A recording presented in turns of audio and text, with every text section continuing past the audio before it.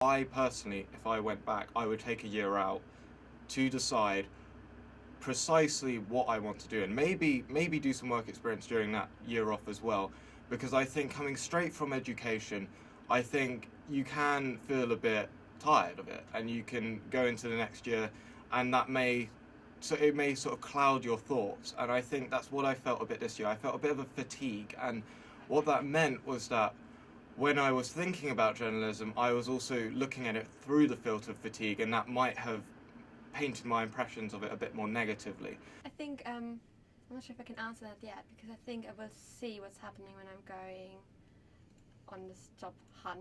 You know, I will see. Yeah, I feel like I went to an event like a few weeks ago, and there were lots of sort of future music journalists, so people who want to go sort of in the music industry, and I felt like they were all very keen, and most of them had a BA, and I was a bit sort of panicky and thinking, oh my god, how am I going to be better than them? And I thought, well, at least I have a master's. If you're a graduate, I don't think the NCTJ is necessarily a good option, because you do kind of feel like you're going back to school a bit. I think shorthand is not really needed so much. I think that it's kind of archaic qualification, to be honest.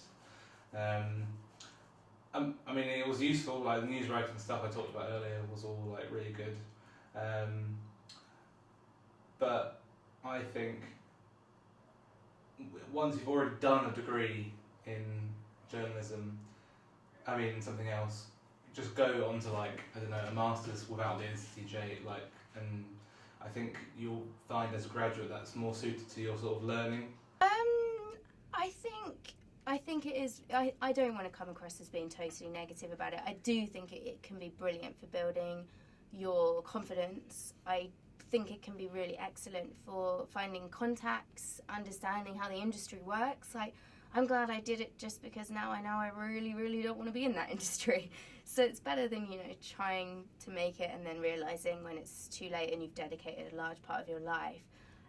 But the thing about journalism, and we've heard this from so many people who've given us talks, is you have to really, really, really want to be a journalist in order to make it work, because it requires so much work, and it requires doing a lot for not very much money.